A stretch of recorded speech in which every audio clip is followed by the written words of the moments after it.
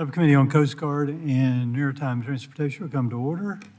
I ask unanimous consent that the chairman be authorized to declare a recess at any time during the committee hearing. Without objection, show that ordered. I ask for unanimous consent that the members on the subcommittee, not on the subcommittee, be permitted to sit in the subcommittee at today's hearing and ask questions without objection. Show that ordered. As a reminder, if members insert a document into the record.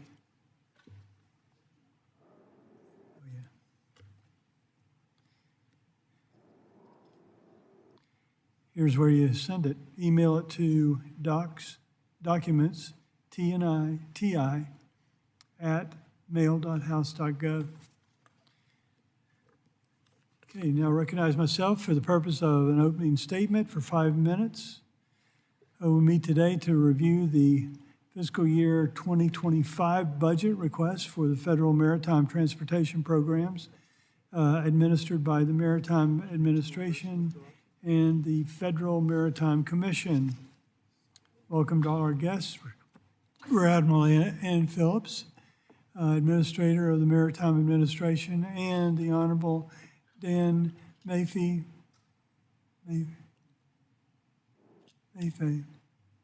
Chairman of the Federal Maritime Commission. First, I'd like to thank both of your agencies for their efforts and coordination with other relevant agencies to ensure the continued operation of maritime commerce in the aftermath of the Francis Scott Key Bridge collapse in Baltimore. While recovering efforts continue, it is important that we also maintain stable trade flows. So we thank you for your assistance in the maritime industry. Thank you both for doing that. MARID is a promotional agency within the Department of Transportation responsible for fostering, promoting, and developing the maritime industry of the United States. The President's fiscal year 2025 budget request for MARID includes $859.7 million for the administration of the programs that strengthen our national security and economy, train our future mariner workforce, and build a more efficient maritime transportation system.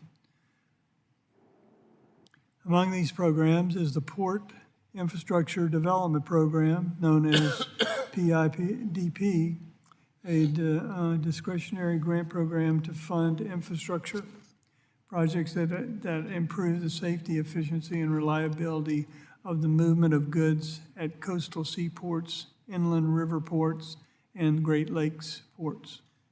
The President's budget request includes $80 million for this program, which is in addition to the $450 million in the advanced appropriations the program receives annually through the fiscal year 2026 in the Infrastructure Investment and Jobs Act.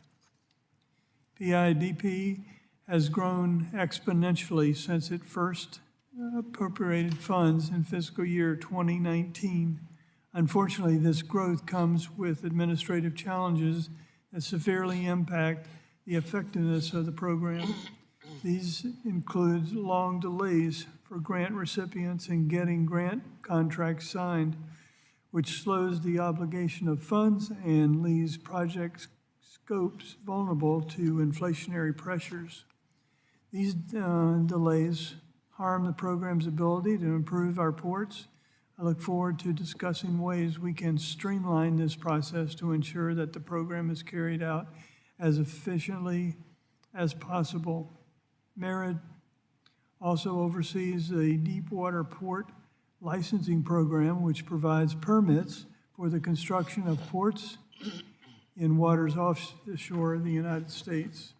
While prolonged timeline for processing these permits is an ongoing issue, I'm encouraged that MARID's recent approval of an application for construction of the Deepwater Port off the coast of Texas. However, I remain concerned that there are several other applications waiting for the decision that are far beyond the 356-day statutory timeline for review. I hope to work on merits to ensure all applications are processed in a timely fashion as required by law, and I continue to work with my colleagues to correct the long-term administration of this important program. Lastly, the subcommittee remains interested in the study currently underway that will inform National Maritime Strategy. I hope to hear how MARID is working with the federally funded Research and Development Center, conducting the study to ensure it services as a helpful tool in the needed revitalization of our maritime industry. Additionally, we have the chairman of the Federal Maritime Commission, or FMC, with us today to discuss the state of the ocean shipping industry and their ongoing work implementing the Ocean Shipping Reform Act of 2022, known as OSRA. FMC is an independent agency responsible for the regulation and ocean-borne transportation in the foreign commerce of the United States. The President's fiscal year 2025 budget request includes $48.5 million to fund the salaries and capital needs of FMC. The supply chain crisis caused by COVID-19 dramatically increased ocean shipping costs while congesting ports and impairing maritime trade flow. In response, Congress enacted the tasked FMC with implementing OSRA to help address many of the challenges experienced by the United States exporters.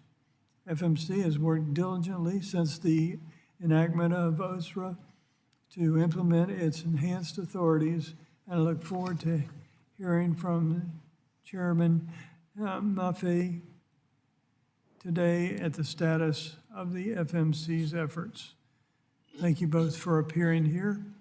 I recognize the ranking member, Mr. Carvajal, for an opening statement for 5 minutes. Thank you, Mr. Chair. I'll yield to our ranking member of our T&I committee. But before I do that, I see some young people that have come to our hearing. I see a lot of members of Congress over there in the corner to be in the future. I wanted to recognize them before I turn it over to our ranking member, Larson. Thank you, Mr. Chair. Thank you, Chair, for scheduling today's hearing to review the fiscal year 25 budget requests of the Maritime Administration and the FMC. Together, these agencies promote the U.S. It must have been something Carvajal said. Together, these agencies promote the U.S. maritime industry and protect consumers against unfair shipping practices. Ocean shipping is dominated by foreign shipping companies who transport over 98% of imports and exports. Between pandemic-related supply chain issues and ongoing international conflicts, we've learned the importance of a vibrant U.S. maritime industry. And now is the time to strengthen and support that industry. The President's fiscal year 25 budget request includes, though, an 11% decrease in discretionary funds for the Maritime Administration and a 21% increase for the Federal Maritime Commission. While the funding request for the FMC will ensure fairness for American shippers and consumers, I'm concerned MARAD will not have the resources it needs to support a robust supply chain. Investment in the U.S. maritime industry is long overdue. And for years, we've faced a mariner shortage as workers retire and the industry struggles to appeal to younger Americans. To attract new workers, we must strengthen education and training as well as ensure good wages and a robust job market for those entering the industry. I am disappointed the President's budget includes a 35% cut in funding for the Port Infrastructure Development Program. While there remains robust funding for the program as a result of advance appropriations included in the bipartisan infrastructure law, it was never in the intent of Congress for that funding to supplant regular appropriations. Infrastructure investments in seaports provide opportunities to bolster our economy, strengthen the supply chain, create and sustain jobs, and enhance our international competitiveness. In my own district, the Swinomish Port Authority, a small port and one of a few tribal-run port authorities, recently received an $11 million grant to fund a master plan for the port and to begin design and engineering of a new commercial pier. So you can see the local and regional impacts of this funding is immeasurable. Small ports are lifelines to local communities and are a critical part of the supply chain that can ease congestion at larger ports. That is why robust funding must be provided for small ports through the PIDP. I'm pleased that the President's budget request includes $20 million for the Small Shipyard Grant Program. I have several small shipyards in my district, and I've seen how these grants can be used to create jobs and bolster the local and national economy. I'd be remiss if I did not bring up Admiral Phillips' ongoing work to address the sexual assault and sexual harassment at the U.S. Merchant Marine Academy, the state maritime academies, and across the commercial industry. Sexual assault and harassment have no place in society, and every mariner deserves respect and deserves to feel safe at sea. I want to commend Admiral Phillips and the MARAD for their work in awarding the bipartisan infrastructure law funding as well. I look forward to seeing what projects are selected this fall. And finally, in last Congress, this committee passed the Ocean Shipping Reform Act of 2022, and under Chairman Maffei's leadership, good to see you again, Chairman Maffei, the Federal Maritime Commission has been quick to implement new requirements for ocean carriers and investigate unfair shipping practices. The Federal Maritime Commission will require more funding and personnel to fully address the new investigative and prosecutorial authorities provided under the law, and I am heartened to see the President understands this and included in his budget request a 21% increase for the FMC. Since passage of the Ocean Shipping Reform Act of 2022, container prices have fallen, vessel backlogs have eased, and the FMC has revamped the reporting process, making it easier for shippers to file complaints. And currently, the FMC is monitoring the shipping fees and surcharges associated with shipping disruptions in the Red Sea and drought conditions in the Panama Canal. Congress has asked a lot of the FMC, and the President's budget request recognizes the need for increased funding. Look forward to engaging our witnesses on both MARAD's and FMC's ongoing work to strengthen our supply chain and to grow the U.S. commercial maritime fleet. And with that, thank you, and I yield back. Mr. Carvajal. Thank you, Chair Webster, for scheduling today's hearing on the review of the fiscal year 2025 budget request for the Maritime Administration, MARAD, and the Federal Maritime Commission, FMC. I look forward to hearing from Chair Maffei and Administrator Phillips on the President's budget request and their agency's priorities for the upcoming year. Stability in the international shipping is integral to a strong economy. During the COVID-19 pandemic, weaknesses in our supply chain were amplified as landside port congestion and unfair shipping practices by foreign ocean carriers led to backlogs and price increases. This in turn contributed, no doubt, to inflation. Tasked with ensuring fairness in international shipping, the FMC has key authorities which allows it to safeguard transparent and equitable maritime commerce. The reforms in the Bipartisan Ocean Shipping Reform Act, which passed out of this subcommittee last Congress before becoming law, strengthened the FMC's authority to investigate unfair ocean shipping carrier fees and facilitate the efficient movement of cargo through U.S. ports. In the 2 years since passage of the Ocean Shipping Reform Act, the FMC has worked expeditiously to utilize their new authorities, establish new regulations around detention and demurrage billing practices, and as a result, have made international shipping more fair for American shippers. It is important that the FMC is sufficiently funded so that it can properly continue to carry out these reforms which benefit American businesses and consumers alike. That is why I am happy to see an $8 million increase in the President's budget request for the FMC. Beyond a fair shipping process, the U.S. economy depends upon a robust maritime industry. I fear that without continued support for our U.S. flag fleet, fair shipping practices will only get us so far. The U.S. merchant marine is shrinking, and availability of American merchant mariners is dwindling. This puts our sea lift capabilities, national defense, and economy in jeopardy. More and more, we rely on foreign ocean carriers to transport our goods. It is MARAD's responsibility to promote a vibrant maritime industry. I expect to hear today how we can revitalize the American maritime industry. Unfortunately, the fiscal year 2024 appropriations resulted in a substantial cut to merit discretionary programs meant to support the industry. I worry about the precedent this has created as the fiscal year 25 funding request follows this downward spiral or trend. Merit oversees vital grant programs that fund projects to modernize our infrastructure, including the Maritime Environmental and Technical Assistance Program, or META, and the Port Infrastructure Development Program. The President budget request includes $6 million for META, which is a $1.5 million decrease over the last year's budget. This is disappointing, to say the least. Decreases over 2 years are not the trend we want to see. This program supports the research, development, and deployment of new technology in the maritime industry, particularly low or zero carbon technologies.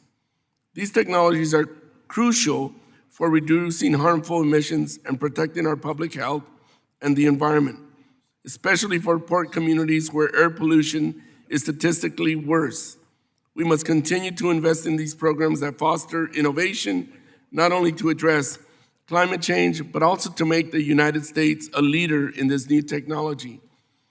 The Port Infrastructure Development Program, referred to as PIDP, also supports decarbonization projects, which help reduce emissions and build a more resilient, reliable transportation system. Yet, despite the importance of this program, we saw a substantial decrease in FY24 funding, and the fiscal year 25 budget request follows suit.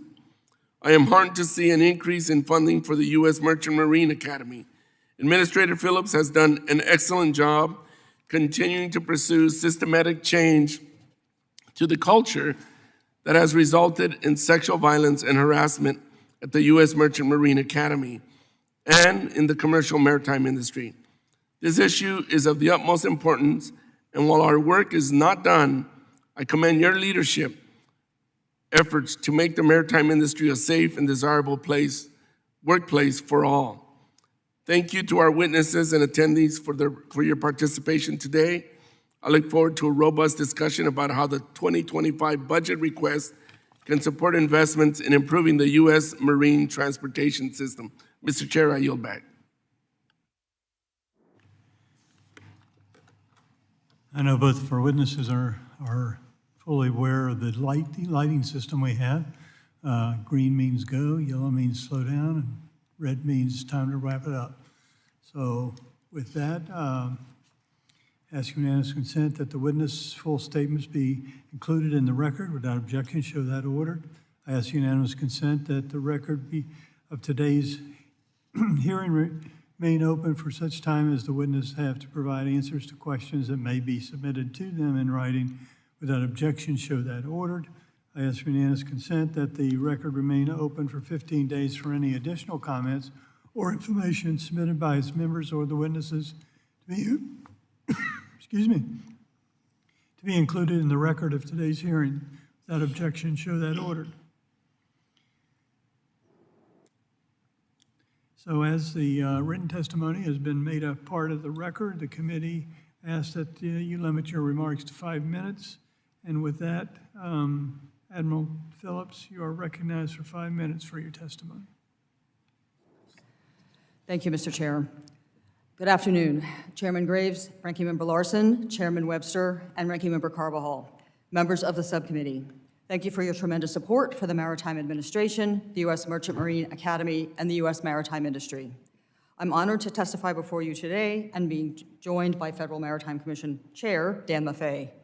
Before I go further, allow me to express our condolences on behalf of the Department of Transportation to the families of those who lost their lives in March when the Francis Scott Key Bridge collapsed. MARAD's mission is to foster, promote, and develop the maritime industry of the United States to meet the nation's economic and security needs.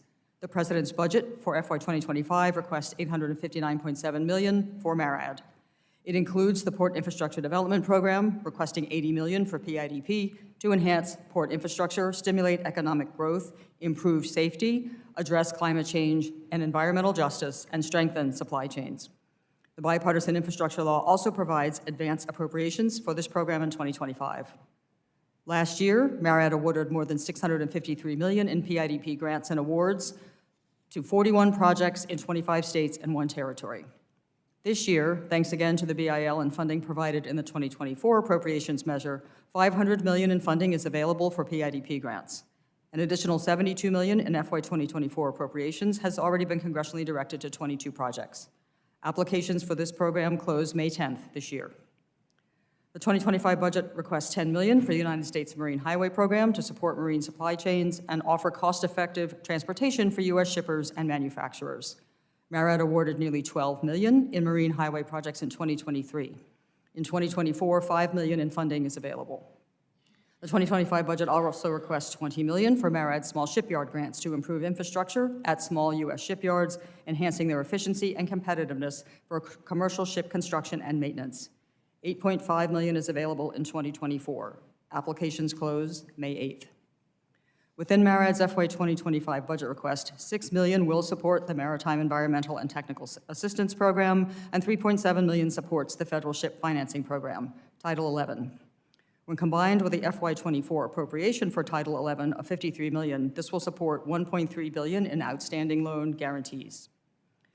The President's FY 25 budget also requests $191 million to support the U.S. Merchant Marine Academy and enable MARAD to continue to address the urgent and longstanding challenges at the Academy. This includes support for 975 midshipmen, 293 faculty and staff, funding for facility maintenance, and for 21 new positions to implement congressionally directed NAPA recommendations, as well as address facility maintenance and repair needs and academic needs, and aid in implementing the Embark program. MARAD continues to expand Embark participation. Today, there are 21 commercial operators enrolled, which operate over 180 vessels. We are working to develop a proposed Embark rule pursuant to the FY23 NDAA. Also included in the 25 budget for the Merchant Marine Academy is $86 million for capital improvements, including barracks renovations, Wiley Hall renovations for classrooms and offices, and Delano Hall, the dining hall and galley renovations, in addition to rehabilitation of roads, sidewalks, and parking lots, and addressing longstanding deferred maintenance. The 2025 budget also requests $87 million to support the 6 state maritime academies, covering school ship maintenance and repair, student incentive program, direct SMA support, fuel assistance, and NSMV pre- and post-delivery support. 4 NSMVs remain under construction. The Empire State was delivered last fall. The second ship, Patriot State, will be delivered this summer to Massachusetts Maritime Academy. The state of Maine was launched earlier this month.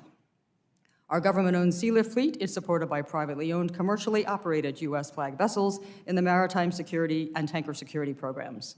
The FY 2025 budget requests the full authorization of $318 million for MSP, which is the heart of sustainment Sea Lift.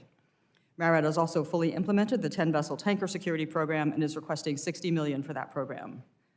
The budget in 2025 requests $974 million from DoD for MARAD to acquire, upgrade, and maintain vessels in the NDRF and RRF. These funds ensure the fleet remains ready, reliable, and responsive, using commercial ship managers and crewed by U.S. mariners. In addition, MARAD continues to collaborate with stakeholders to address the mariner shortage and recently convened on March 20th the first NDAA-directed Maritime Workforce Working Group. Our next meeting is May 8th. These programs reflect MARAD's priorities, supported by the President's budget. Thank you for the opportunity to testify today. I look forward to your questions. Thank you, appreciate that. And now we have Chairman Maffei. You're recognized for 5 minutes for your testimony. Thank you very much, Chairman Webster, Ranking Member Carbajal, full committee, Ranking Member Larson, distinguished members of the subcommittee. America's importers and exporters must adapt to rapidly changing circumstances around the world. They deserve a Federal Maritime Commission that also adapts to the challenges affecting cost, availability, reliability, and competitiveness in ocean shipping. While I am chair of the FMC, I am fortunate to share decision-making with 4 other very devoted commissioners, including Lou Sola and Max Vekich, who are here today sitting behind me. I want to thank all of my colleagues on the commission, along with the dedicated professional staff, and the clear message from both the President and both parties in Congress. Because of these, the FMC has rapidly changed course to meet pressing ocean shipping policy challenges.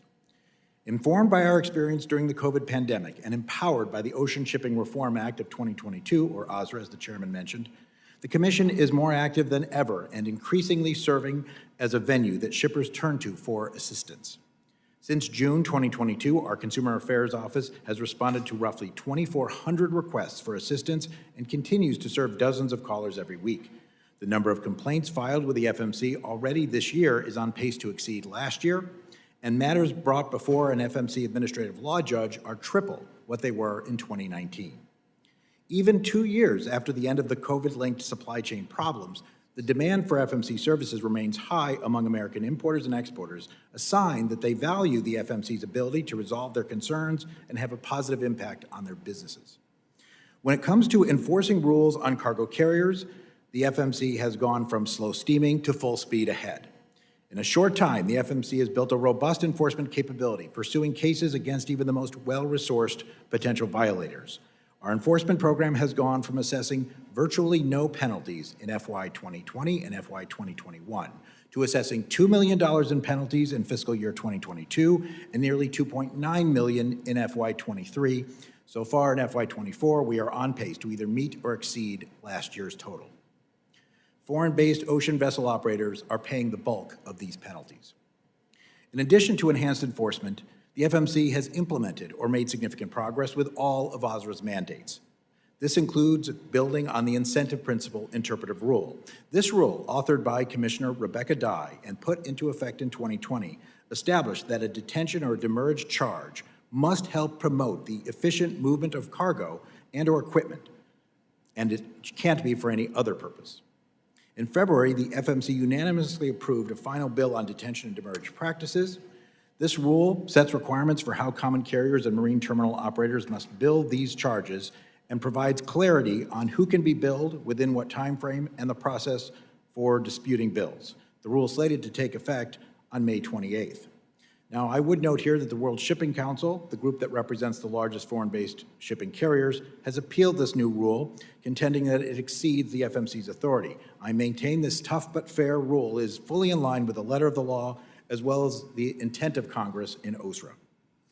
The FMC is working hard to complete the 3 other required rulemakings. I anticipate there will be an announcement on unreasonable refusal to deal within the next few months and one on shipping exchange registries by the fall.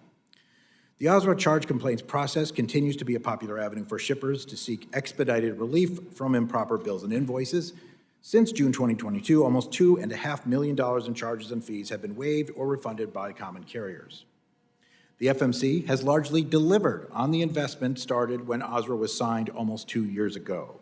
That said, we still have much to do in order to complete the changes and to ensure American importers and exporters have ongoing access to reliable, efficient, and affordable ocean transportation. The Commission's budget request for FY 2025 is the same amount approximately that OSRA 2022 authorized. The FMC has established priorities and built plans based on OSRA. Funding at less than that will hamper our capacity to meet existing expectations. Recent events such as those in the Suez Canal, the Panama Canal, the Port of Baltimore are illustrative of the type of uncertainties that hit global shipping on an ongoing basis. Geopolitical events, shifting carrier alliances, new international regulations, and changes in trade policy and supply chain sourcing will continue to affect oceanborne commerce in unpredictable ways. A strong and engaged Federal Maritime Commission is vital for ensuring some stability for American businesses and consumers in a world filled with uncertainty. Thank you again for allowing me to testify along with Admiral Phillips, and I look forward to addressing your questions. Thank you so much. So now, thank you for both of you for your testimony. Now turn to questions. I'll recognize myself for 5 minutes for questions. Admiral Phillips, the Port Infrastructure Development Program has grown exponentially in size and scope over the last several years. Unfortunately, the effectiveness of the program is being restricted by long delays to get contracts in place, which means funds can't be obligated, construction can't begin, and inflation impacts the project cost. What is Merit doing to address these inefficiencies in the grant award process? Sir, thank you for that question. As you are aware, we have quite a number of grants underway right now, and we're excited about them because of the generational change they offer. We're working very diligently within our system to bring our timeline down so that we can ensure grant applicants get their money as soon as possible.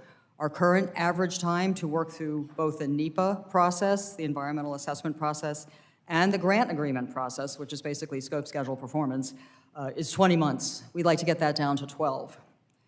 We continue to work very closely with applicants to help provide them additional capacity in advance of the application and OFO process each year. We offer a series of online events for applicants to be able to spend time with us and understand what's coming. And then once we receive an award applicants, we meet with each applicant individually to begin the process to understand where they are in their process and how they can move forward. I'd also like to acknowledge that we have opportunities within the PIDP program under new authority from 2022 to do what we call a pre-award authority, which allows applicants to draw down from their matching funds to begin to start pre-award processes. They can use this money for planning, for hiring additional staff, and for doing engineering and design work. We have found that of the applicants that take advantage of this, and about 58% of the grants since 2022 have been able to do that we have much more success in moving them quickly through the program.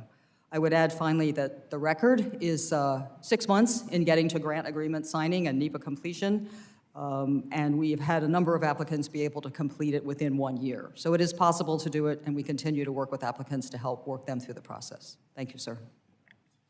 Well, thank you, and please keep me informed as you work through the award process. And also, Admiral Phillips, the Deepwater Port Licensing Program continues to have several applications that are far beyond the statutory timeline for review, 536 days, 56 days. As the President's budget requested for fiscal years 2025, include 4 new full-time positions for Deepwater Port Program Office. Will this be sufficient to help Merit process the backlog of applications, or are there other challenges that we need to check into? Sir, thank you for that question, and thank you for considering the request for 4 additional positions. My staff of 4 are actually here with me today. And so certainly those 4 additional billets will help move along the applications that we have right now. But to remind, we work with over 20 different federal and state departments and agencies to complete this process. Particularly in the initial application process, we work closely with the Coast Guard under the environmental review requirements, which they manage predominantly until we get to the record of decision, which is MARAD's responsibility. So it is quite a coordination effort, and we certainly appreciate and understand the law and the timeline and want to be able to follow the law, as we have said we will do, and move these projects forward. So as you commented, sir, the spot license was issued this year. I would note that's the first license issued for a new application since the early 80s, other than the Loop application, which shifted from an import to an export facility in 2012. So this, there's quite a bit of additional interest in this program now, and we appreciate your interest in it and your willingness to consider our 2025 request. Thank you, and I hope to work with you as more decisions are issued this year. Chairman Maffei, stakeholders have expressed concern with the FMC extending its jurisdiction beyond regulated entities, such as ocean common carriers or maritime terminal operators, to other groups that are regulated entities have contracts with. Do you believe your jurisdiction extends to the assets and operations of these either groups, and or whenever a regulated entity enters into a contract with them, do you think? Thank you for the question, Mr. Chairman. Our statute makes it clear that the 3 types of regulated entities are common carriers that own vessels, non-vessel operating common carriers, and marine terminal operators. That said, though, our jurisdiction goes along with the box from the water. So if services are provided that involve that box and the shipper's ability, the American shipper's ability to interact with that box, then we have jurisdiction over those 3 kinds of companies and the way that they may make their deals and what is presented to the ocean shipper. So no, Our jurisdiction is very circumscribed, but it does include anything that involves what those three categories of folks do while they're doing ocean shipping. Thank you so much. I yield back. My time's gone. Mr. Carbajal. Thank you, Mr. Chair. Admiral Phillips, I'd like to commend you on your ongoing commitment to ensuring a safe environment for all mariners on board ships. The culture of industry is changing. We've seen measurable improvements on board vessels, and the Coast Guard is taking action to remove and prosecute offenders. However, new requirements resulting from Embark and the Safer Seas Act only apply to U.S. flagged vessels. Could you detail how safety standards, including those related to sexual assault and sexual harassment, does not apply to foreign mariners on board flag of convenience vessels? Congressman, thank you for that question. Of course, MARAD's focus is U.S. flag vessels, and we are most concerned with the safety of our midshipmen sailing as cadets at sea and the safety of U.S. mariners. And in that context, we work very closely with the Coast Guard. From the context of how foreign flag vessels are managed, that is outside of my purview and outside of the law. And I commend Congress for considering that and thinking of it. And I would also add that many other foreign nations have considered such circumstances with regard to vessels that call their ports that may or not be flagged in their country, and have implemented opportunities to ensure that those mariners are treated fairly and paid fairly and are also subject to a safe environment. So there are perhaps some foreign models that could be followed if that is an item of Congress's interest. Does the IMO have a role here, and has anybody engaged the IMO on this issue? Yes, sir. The IMO does have a role, and of course, state is lead for IMO, with Coast Guard as the lead agency involved in most of in fact, all of the committees involving mariner safety, mariner welfare, and including decarbonization and other requirements for vessels at sea. And so certainly there is a great interest in the IMO and mariner safety, and I would defer to the Coast Guard for the specific details there. We do know they had a session just this summer where they looked at mariner safety broadly across the industry, and also looked at sexual assault prevention and response and other kinds of harassment and challenges that mariners are experiencing at sea in an international context. Thank you. Admiral Phillips, as you say in your testimony, without cargo, ships will leave the U.S. fleet. While I appreciate Merit's education efforts, the law is very clear. Merit is the final authority in ensuring compliance with cargo preference. It is unacceptable that 40% of agencies have failed to provide you with bills of lading. Cargo preference is the shipping version of Buy America. When should Congress expect to see the final rule on cargo preference that ensures Merit's oversight and enforcement authorities? So thank you for that question. We continue to work on the final rule and understand Congress's intent and interest there, and certainly acknowledge that we are behind the due date of 270 days from the 2023 NDAA. I would add, in the context of MARAD being able to receive bills of lading, it would be helpful to receive them in advance, and we only receive them after the fact and have to chase them down. As you well know, that is a challenge. And of course, an easy way to make cargo preference more direct to implement would be to go to 100% cargo preference, notwithstanding that there are agencies who find challenges in that, which we certainly understand. And in that context, I would add, we thank Congress for waiving the 3-year wait requirement to flag in and have access to preference cargoes, and would say that implementing that sooner than 2030 would be helpful as well in this regard. It would give more access to preferred cargo vessel carrying capacity for those agencies which are challenged when they have to ship things in an emergent manner, like USAID and USDA. Thank you, sir. Thank you. Chairman Maffei, in your statement you mentioned the FMC worked to proactively contact carriers during shipping disruptions like those associated with the Red Sea, the Port of Baltimore, and the Panama Canal. How is that work important for shippers, particularly small shippers, who may find it more burdensome to negotiate contracts and challenge fees? Thank you for the question, Mr. Carbajal. What we have is called an audit program. It essentially is a way to have a continuing dialogue with ocean carriers and continue to ask them. Now, they do have to volunteer for the program, but all of them have. It is important that we question them on a number of things. The particular issue, and we found this out in having a hearing of our own, with these charges was the lack of transparency. A lot of the charges, it wasn't so much that the shipper said, well, there's no cost here. They understood there was an additional cost, for instance, if you couldn't go through the Suez Canal. But what they didn't understand is what this new fund was going for. And so we've been encouraging them to have a better relationship, better transparency. This is particularly important for the small shipper, as you mentioned. The larger shippers, they have that bargaining power that they can just demand those answers, but the smaller shipper really does not. So that is what we're doing. It has been somewhat successful, though I do think that it is a matter still for discussion about whether all of these charges are completely kosher, for lack of a better term, and we certainly will investigate any allegations that they're not being used for their express purpose, that is involving that particular maritime contingency. Thank you, Mr. Chair. I'm out of time. I yield back.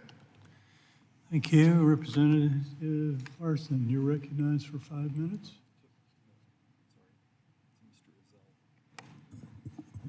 Well, yeah. Azell. You're the chair. Okay.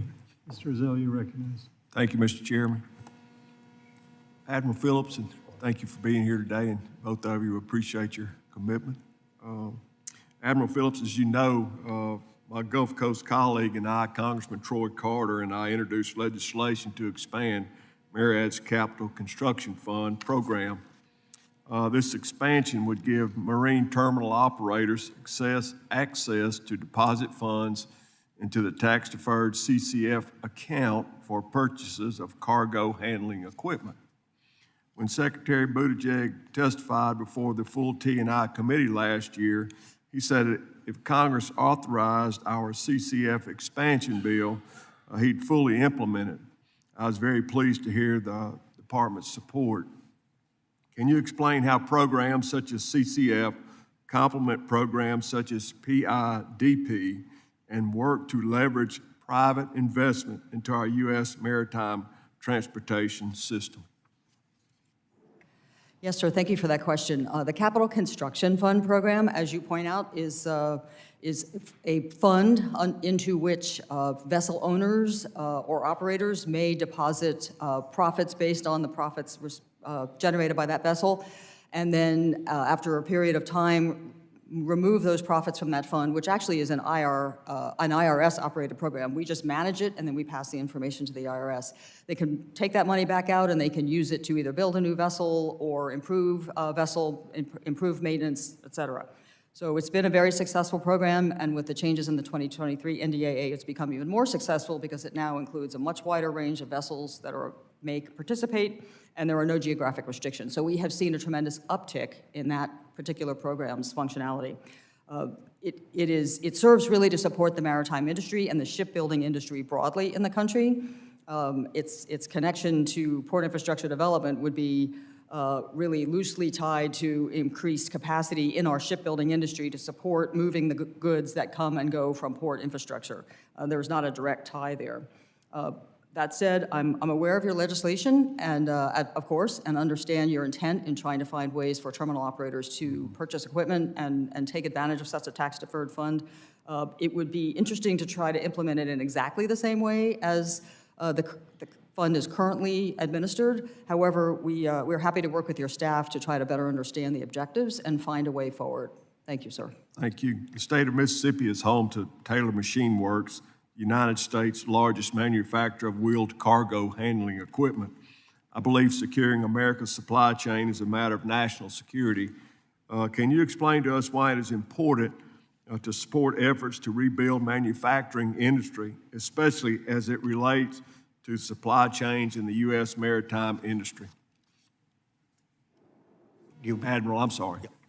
Yes, sir, thank you. So as you're well aware, in the context of port infrastructure development, we are very interested in, and the Small Shipyard Grant Program, we're very interested in port cargo handling equipment that is built in this country. There are manufacturers, and we are happy to understand where they are and who they are, and grateful for the kinds of things that they do. And I would add in that context, we're working now with the American Association of Port Authorities on a survey that's surveying terminal operators around the country to understand what kinds of port equipment they need, and then surveying equipment manufacturers to understand what kinds of equipment they make, to try to understand where we can build capacity and increase manufacturing and good-paying jobs in this country. So we thank you for your interest there, sir, and are excited to get on with a study with APA so that we can help continue to build industry opportunities in this country for the port infrastructure. Thank you. Thank you. Also, Admiral, as we work towards fiscal year 2025 appropriations, I want to discuss the Small Shipyard Grant Program, which received a large funding cut in FY24 appropriations bill. Considering the current state of U.S. shipbuilding, can you discuss the need to fund this program at or above the level included in the President's budget request? Yes, sir, certainly. So there's $20 million in the President's budget request for 2025. But as you state, this is a very significant program. It is always oversubscribed. Typically, for $20 million in grants available, we'll receive more than $80 million in requests, funding requests, and I would expect this year we will easily exceed the funds available, and probably by a factor of 3 or 4. So there's certainly a need, a consistent need over time, and we see tremendous benefit from this program. Not only does it provide additional capacity for small shipyards, but it generally improves their employment as well. Thank you for that, and thank you both again. And Mr. Chairman, I yield back. Thank you. Now, the ranking member, Mr. Larson, you're recognized. Thanks, Mr. Chair. First question is for Chairman Fay, but I apologize for not recognizing the third greatest export out of Aberdeen, Washington, Commissioner Max Vekich. Of course, number 1 and number 2 happen to be 2/3 of the members of Nirvana, so you'll always be number 3 in our hearts, Max. Good to see you. Chairman Fay, a couple weeks ago, I had the opportunity to go up to Baltimore, see the bridge collapse and the ongoing recovery and salvage efforts. It's really hard to fathom the magnitude of the incident without seeing it in person, and I know the chairman went as well. A few others have gone up there to see it. Can you talk about the effect this incident's having on supply chains and the importance of, well, just generally the importance of a redundant supply chain? Yeah, thank you, Mr. Larson. I just quickly, I of course join Admiral Phillips in expressing my condolences to those families, and it's a big reminder that any transportation work is extremely is dangerous and risky. In terms of the effect on the supply chain, I think the effect of knocking out the Port of Baltimore for a fairly limited amount of time it has been incredible what the U.S. Navy and the Army Corps of Engineers and supporting agencies has been able to do to bring that channel, and I think soon the entire channel, back. But I will say, I think it's been a little bit overstated what that will be in the short run, because we have alternatives to the Port of Baltimore. Now this is, so in that sense, I can't imagine it affecting overall inflation in the United States, for instance, those sort of things. That said, my concern is that in the long run, the Port of Baltimore is an extremely important strategic port when it comes to our supply chain. This is a deep water port. In terms of container shipping, it is probably the fastest growing on the East Coast. There's currently 1 container terminal, but there's going to be 2 open there. And if something were to happen to New York, New Jersey, I see Mr. Van Drew here, or Savannah, Georgia, or Norfolk, Virginia, and we didn't have Baltimore as a working, maintained port, that could be a real problem for the United States supply chain. So, you know, it's funny, these ports compete, but when it comes to a disaster like this, they all work together, and it's extremely important that we remember that with Baltimore. Thanks. The ranking member of the committee wanted to remind everyone he also has gone to Baltimore, so as well. Admiral Phillips already been noted about the small shipyard grant, but could you just reiterate the number, the dollar amount of requests that you've received in the last year? Yes, sir. For the $20 million on offer last year, we received more than $80 million in appropriations, and we're happy to take that for the record. We could give you historically what we typically receive there, but it's very much oversubscribed, as are all of our grant programs. Yeah.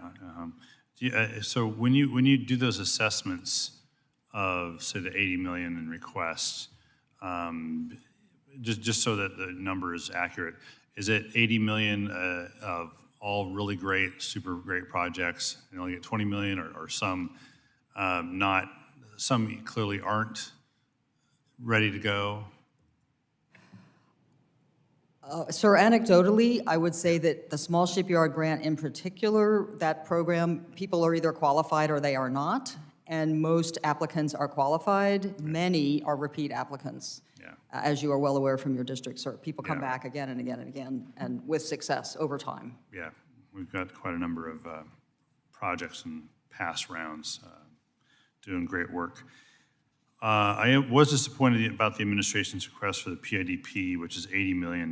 This is not enough, and as I noted, when we did the BIL, the idea was the BIL money wouldn't supplant this money, and what the danger is, if we don't do something like advance appropriations in the future, then we're going to end up with a new standard of something well below what it was before we did the BIL. And so, so on that point, you mentioned, I think in response to a question, the process that you can use to kind of get these projects moving. But what information are you collecting for the future, so in the future MARAD can go to the administration and say, okay, if advanced appropriations are no longer going to be here, you need to understand the baseline isn't what we had last time. It's 120 or 160 or some other number that was larger before this year. So, sir, thank you for that question. I think across the Department of Transportation, we are working collectively to develop a significant amount of data collection, which we already have within PIDP, and other modes do as well, to understand what we see over time and what we see as the needs. Now, the other modes are different. Some have formula funds and other things to go with their grants. But in our case, as a full discretionary grant program awarder, we are certainly keeping track of the need, the requests over time, and I can say that, again, we see 3 or 4 times the dollar value in requests versus funding available. All right, thank you. Thank you, Mr. Chair. Yield back. Mr. Van Drew, you're recognized for 5 minutes. Thank you, Mr. Chairman. You know, offshore wind projects, you knew this is what I was going to talk about a little bit. Offshore wind projects are failing. And you know that the Ørsted 1 project failed off the coast of my district in South Jersey. Proposed projects now have failed in New York. And up and down the coast, many of them are in trouble.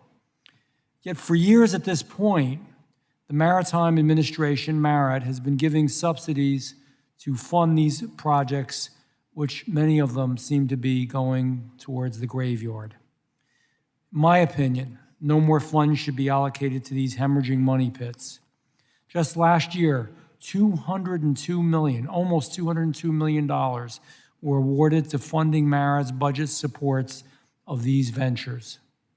If this money can be better utilized to further fund accounts such as operations and training or assistance to small shipyards, should we really be investing in something that is so obviously now becoming visibly non-viable and only drains our budget for very important work that you need to do? I believe the answer should be no, that we shouldn't be. Rear Admiral Phillips, thank you for being here today. How has the $222 million that was spent, how has that been implemented? Sir, thank you for that question. It is correct that we have awarded over $200 million in grants to projects for port infrastructure development that have a connection to offshore wind. However, all of those grant projects are in those ports, support work that those ports would need anyway. They improve wharves, they improve transportation in and out of the port, they improve utilities. In fact, in New Jersey alone, a grant was awarded last year. That particular port is in part connected to offshore wind, ostensibly, but all of the obligations and requirements in the application are related to utilities development. So improving lighting, improving sewage, improving water, improving the infrastructure along the waterfront. So I would submit that while these ultimate grant opportunities are in support of offshore wind. The work that is being done to strengthen these ports provides opportunities for those ports irrespective of what their ultimate cargo becomes. Thank you. If I'm correct and offshore wind turns out to be non-viable, let's just pretend that it doesn't go anywhere. Those improvements are still well spent. You believe they will be utilized even without these offshore wind projects?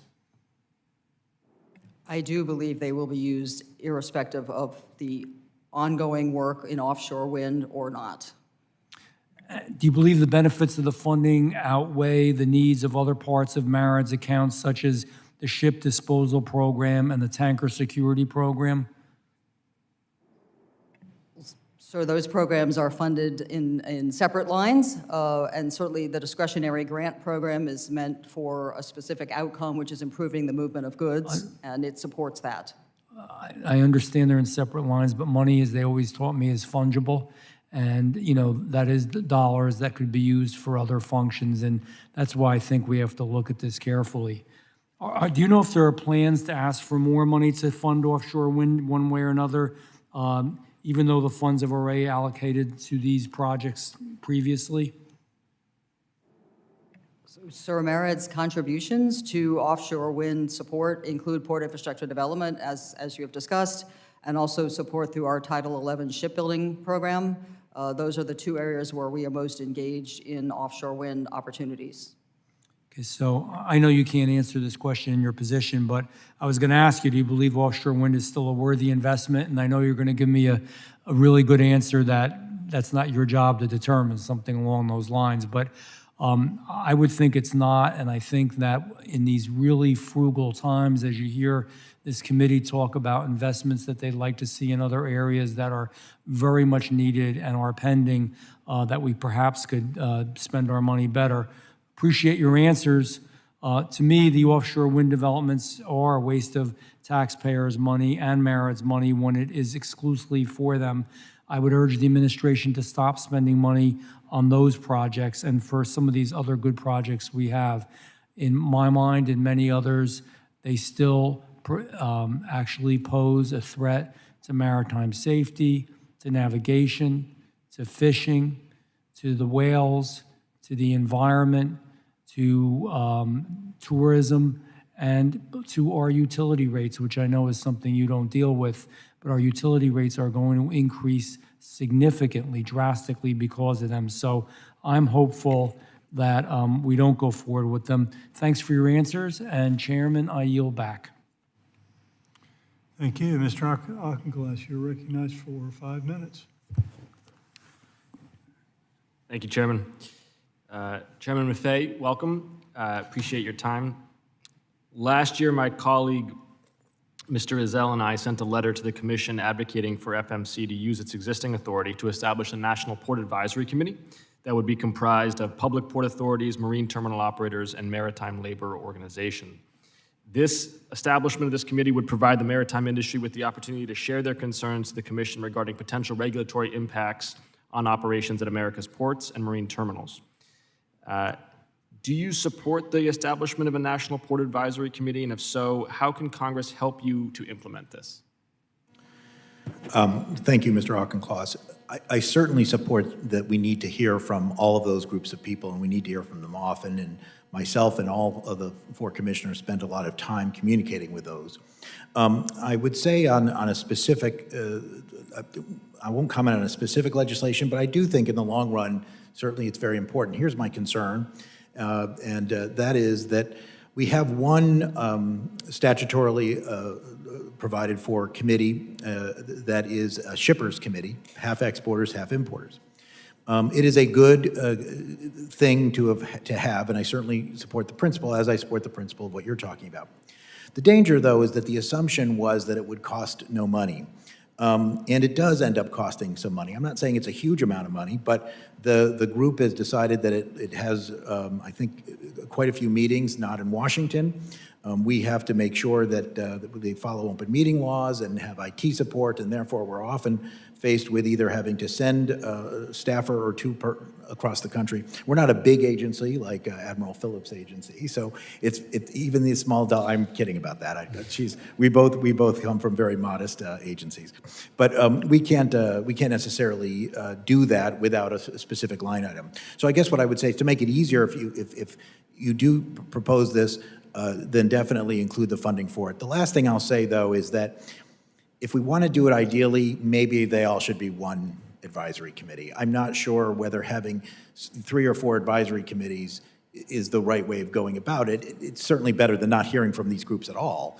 But one of the advantages of these sort of committees is that it facilitates not only communication with us, which is very important. It came in handy, by the way, to have the Shippers Committee to find out what each one of them experience was with Baltimore. But it's very important to have an exchange among the various stakeholders. So I certainly support the principle, not sure if I support the specifics. I appreciate the financial constraints and would support dedicated funding for those advisory committees, and also open to suggestions as you've put forward about how we might synthesize them. And I would encourage you, as I know you do with your background as a member in constituent services, is to continue to work through that shoe leather and getting input from the terminal operators and the ports as your constituents. Rear Admiral Phillips, thank you for your testimony today. I'm a member of the Select Committee on China, and an area of significant concern for me is China's rapidly expanding shipbuilding capacity. Recent estimates indicate that China's current capacity is about 200 times the United States capacity for shipbuilding. And its military and commercial fleets are rapidly expanding. There have been arguments that their quality is below ours. That's debatable, and what is not debatable is that quantity has a quality all of its own. When they're building that many ships, it matters. You mentioned in your testimony the importance of recapitalizing the Ready Reserve Force and the commercial sea lift programs. Can you speak to the importance of the President's budget request and what modifications or expansions of Title 11 you might advocate for so that we can help you build more ships? So, sir, thank you for that question. As you're aware, Title 11 is a loan program that allows us to support industry in the capacity of being able to build vessels in this country. We have designated offshore wind vessels, vessels of national interest, and have 8 applications underway right now, many of which are related to offshore wind, but not all.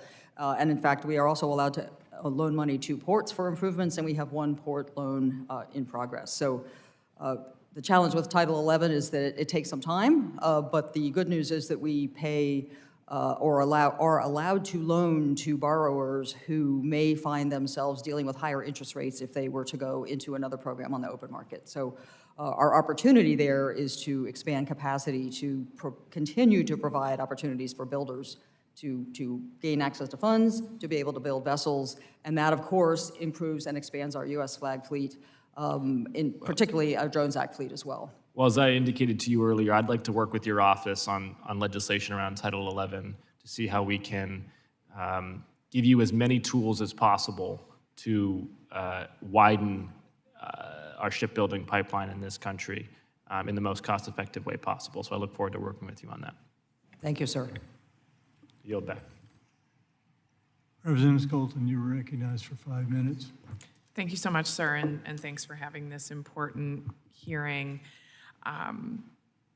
This year's budget request obviously is noticeably smaller. We're going to be hitting on some of the same themes, but I think it's important to distill this. Obviously, the FY 2025 request is about $110.66 million lower, 11.4%. To both of you, can you give us a distillation of the impact on maritime performance as a country, and what should Congress keep in mind as we continue to look to be good partners? You first. No, you first. Thank you, ma'am, for that question. I think what the industry broadly needs to see from Congress, budget request notwithstanding, we support the president's budget, is a clear signal that shipbuilding, that cargo, and of course we have within MARAD we are very focused on meeting DoD requirements. So we have the fleet that our current requirements and our authorizations and our appropriations provide.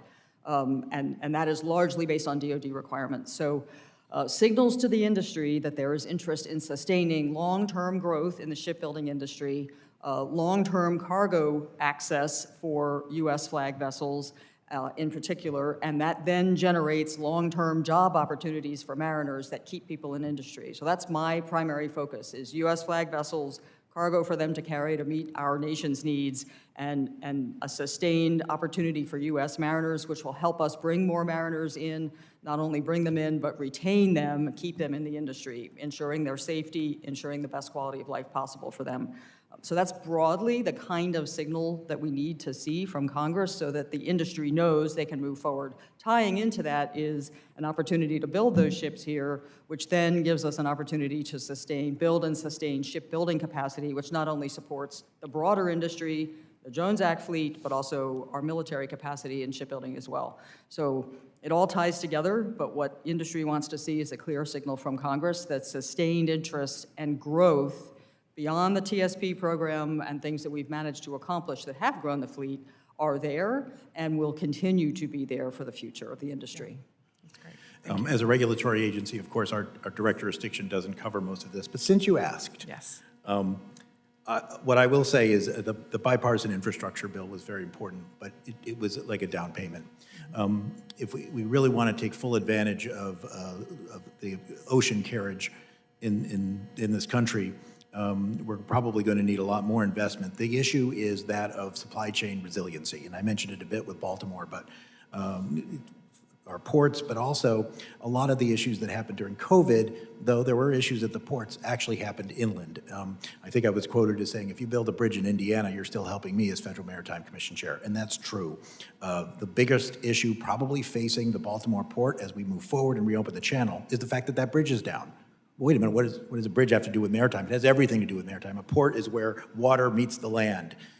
So I would just say, to the extent that you and your colleagues can work on it in a bipartisan way, we could use more investment, particularly in our ports, but frankly, in our infrastructure all across America. Thank you, sir. Very helpful. One more question. Rear Admiral Phillips, your testimony touches on the U.S. Marine Highway Program, and you mentioned how funding awarded this last year will support 8 projects across the nation. I'm particularly excited to hear that nearly all the funding is supporting projects in disadvantaged communities or federally designated community development zones. Can you share where these projects are, and specifically if any of them are in the Great Lakes region? So, ma'am, I will take that for the record because I don't think I can spout them out by memory here. But what I would say about the U.S. Marine Highway Program generally is this is a program with tremendous capacity to do more for our nation, and it is chronically short of resources, and there is always an excess in applications for need. The $125 million infusion we got under BIL there was a significant increase in the amount of applications that year, and there's certainly a need, and particularly from an inland perspective. I hear when I talk to inland ports and port operators continually, we wish we could use more money here. This is another opportunity for us to expand capacity, and it works well with PIDP. It can support things in a slightly different way, but there certainly is an opportunity there and an opportunity to move more goods on water, and there's plenty of capacity there. So tremendous opportunity with that program. Yeah, I agree, and we'll look forward to your response for the record. Thank you. I yield. Okay. Well, first of all, I don't see any other questions. Thank the witnesses for being here. Thank you for your testimony. Really appreciate that. And with that, meeting's adjourned.